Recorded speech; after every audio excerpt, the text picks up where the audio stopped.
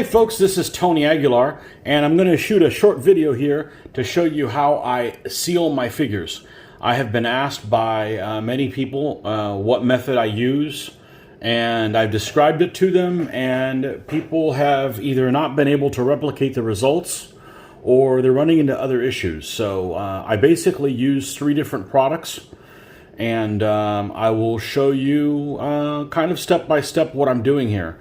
Now, for starters, so here's what we're going to use as our guinea pigs. Here are my Papal Knights.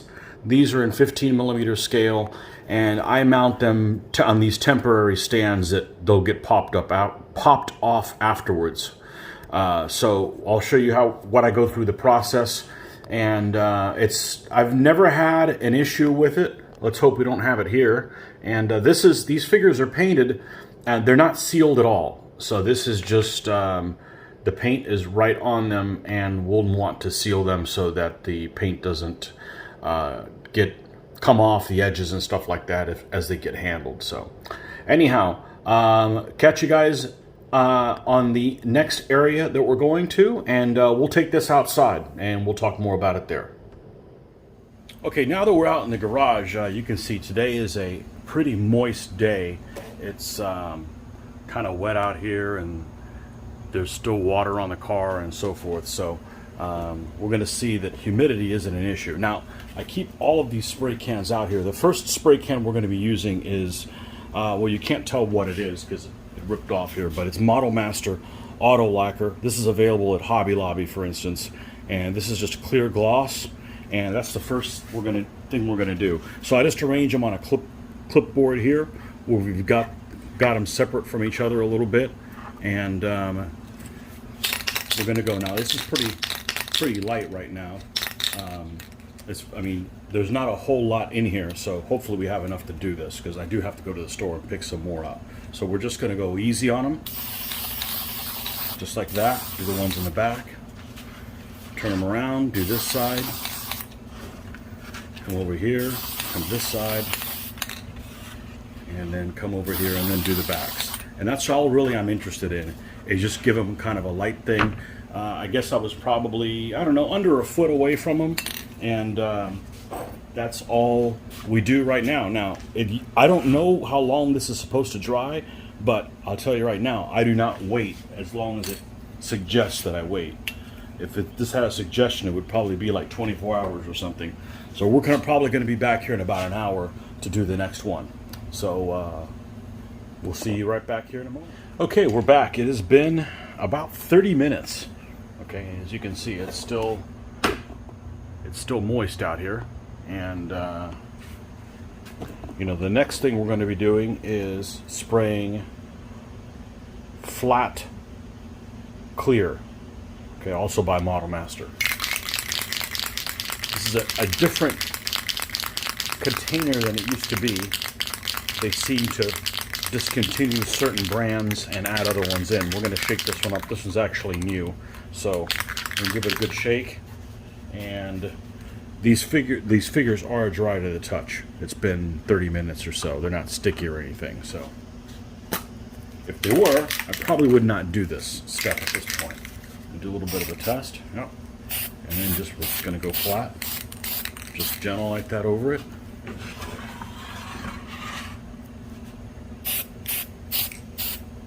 Okay.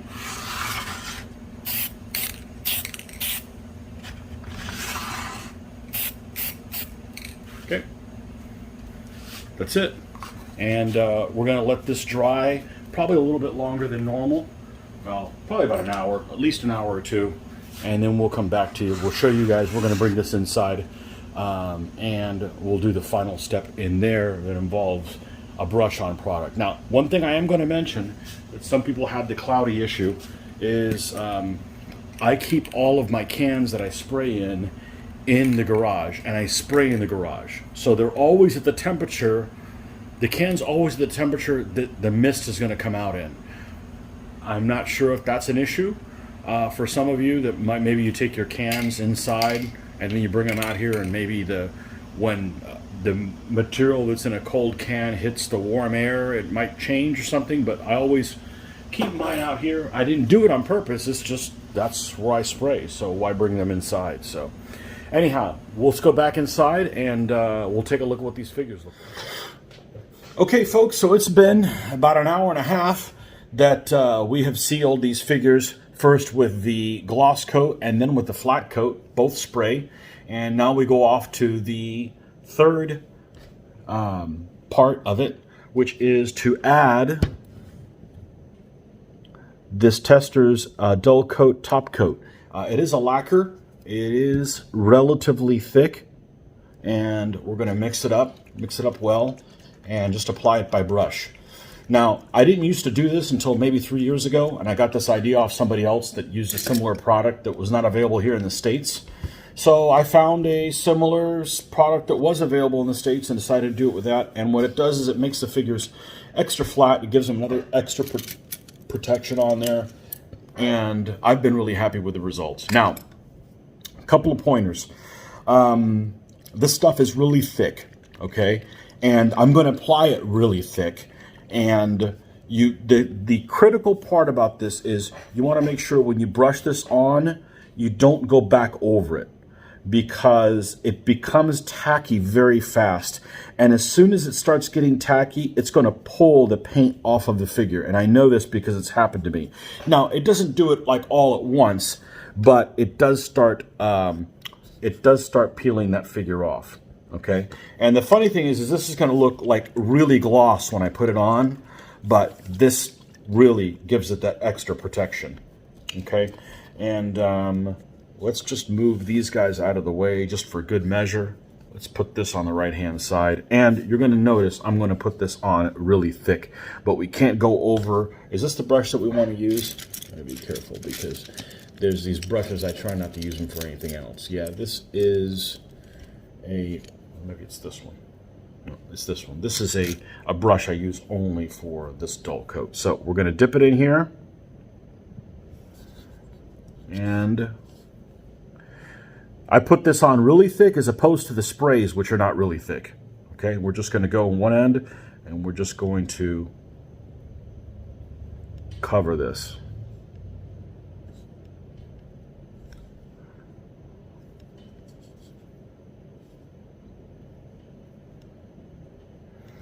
And you know, if I go over a little bit, it's fine. It's as long as it doesn't become tacky and then you go over it.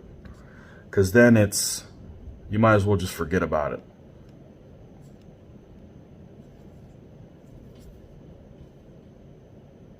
Okay, that's it. That's all we're going to do. Okay, and we're going to let that dry. We're going to let this dry till the morning. Same thing. Let's see if I can get you guys a better picture in here. You can see where he still has some parts of him that are just a tiny little bit glossy. And then when we do this, this is going to even all of these colors out as well.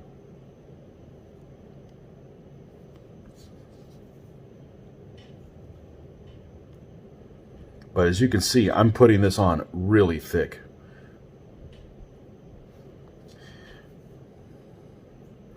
Because if you put it on really thin, then it becomes tacky quicker. And if you accidentally go over it, you're going to take the paint off. So I think I started putting it on thicker. I've been happier with the results. Okay. I'll show you how that looks.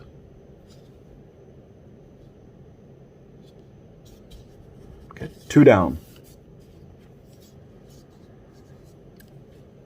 See how it's kind of shiny on the tapestry here, the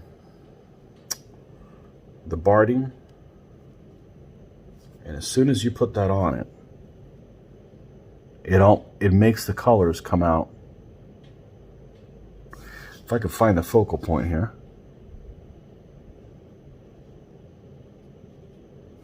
Well, you'll see when it dries. It makes the colors come out even more. I don't know what kind of magic it is, but it's definitely magical.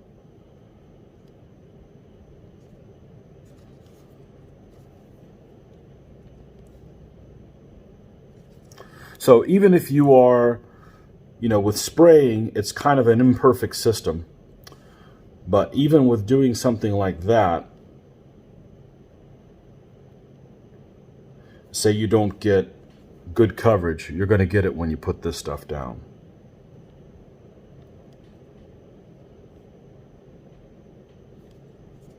Okay, 3 down.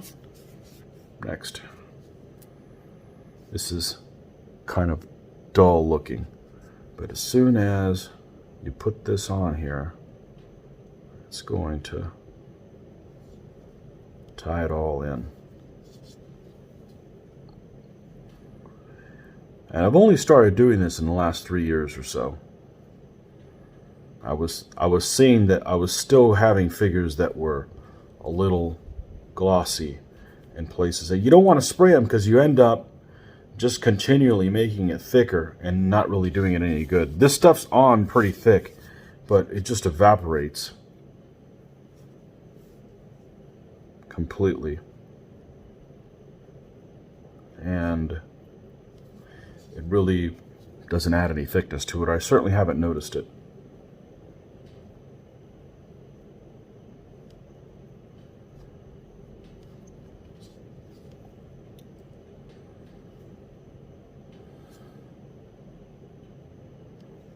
Okay, and last one, the charging knight.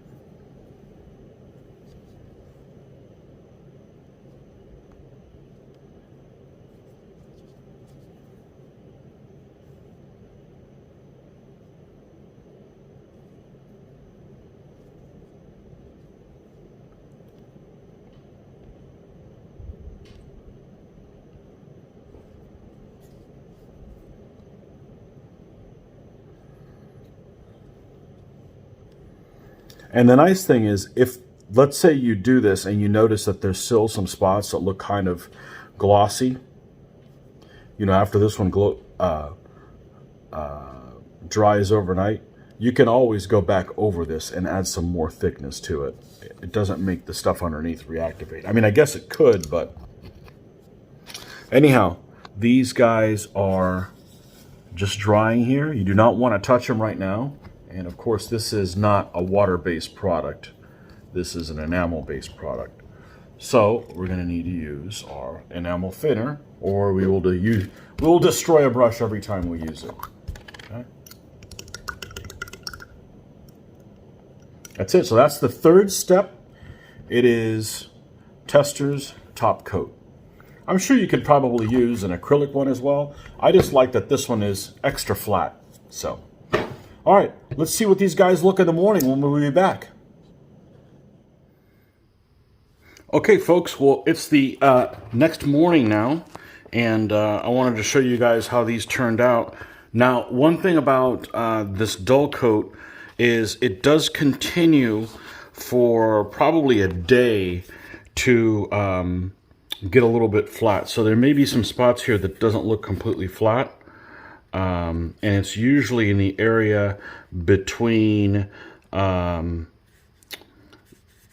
say around the rider and the rest of the horse. I don't know if you can see one of these, but this is pretty darn flat right now, how these guys turned out. I'm really happy with the results.